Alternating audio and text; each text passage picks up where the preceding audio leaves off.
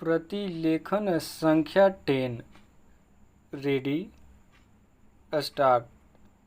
सभापति महोदय, आज हमारे देश में जो ऊपर से लेकर नीचे तक शिक्षा दी जा रही है, उसमें व्यवस्था ही एक कारण है जिसकी वजह से शिक्षा का स्तर गिरता जा रहा है। मेरा अपना विचार है कि जो शिक्षा प्रणाली है और जिस रूप में शिक्षा दी जा रही है, वही अनुशासनहीनता का भी कारण है। अपने देश और प्रदेश में हर एक की अपनी अपनी भाषा है और वह बालक जो इस देश में पैदा हुआ है, जो अपनी मातृभाषा की गोद में पला है, उसको यदि अपनी मातृभाषा में ही शिक्षा दी जाए तो मेरा विचार है कि शिक्षा का स्तर ठीक हो सकता है। जो सबसे बड़ी भूल और कमी सरकार के द्वारा दी जाने वाली शिक्षा के संबंध में हो रही है, वह यह है कि बालक की मातृभाषा में शिक्षा न देकर उसको उस भाषा में शिक्षा देने की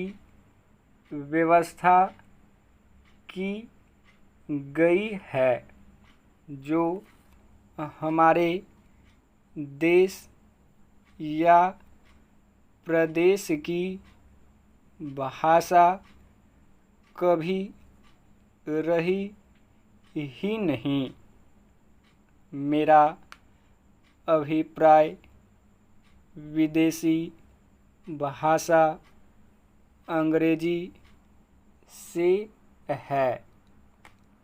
मैं यह मानकर चलता हूँ कि जब से यह भाषा इस देश में आई है, चाहे वह किसी कारण से आई हो, इसे आप भी और इस माननीय सदन के सदस्य भी जानते हैं कि उससे बुरे परिणाम ही निकले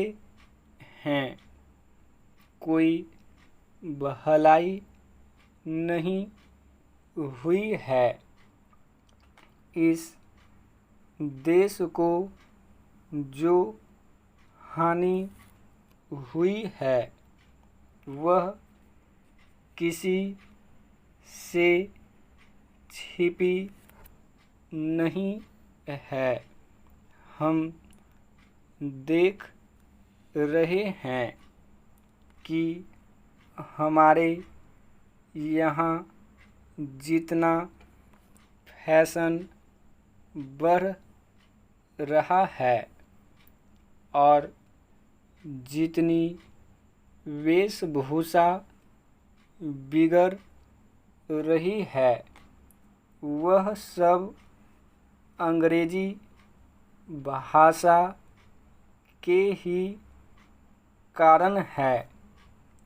जिस समय यहाँ पर अंग्रेज़ों का राज्य था, प्रायः यह देखने को मिलता था कि वे लोग जो विशेष कर के किसी न किसी तरह से सरकारी पक्ष के ही होते थे, अंग्रेज़ों से मिलने के लिए जाते समय अंग्रेजी वेशभूषा का ही प्रयोग करते थे, परंतु यह इस प्रदेश और इस देश का दुर्भाग्य है कि अंग्रेज़ों का राज्य समाप्त हो जाने के बाद भी लोग उनकी वेशभूषा को पहनते चले जा रहे हैं। इससे जो प्रभाव हमारे देश के फैशन पर पड़ा उससे लाभ के बजाय हानि ही हुई है और हो भी रही है। मेरा ऐसा विचार है कि अंग्रेजी वेशभूषा से इस देश को बहुत हानि हुई है। भारत की गौरवपूर्ण सभ्यता और संस्कृति के संरक्षण पर पर्याप्त ध्यान देने की आवश्यकता है। स्टॉप।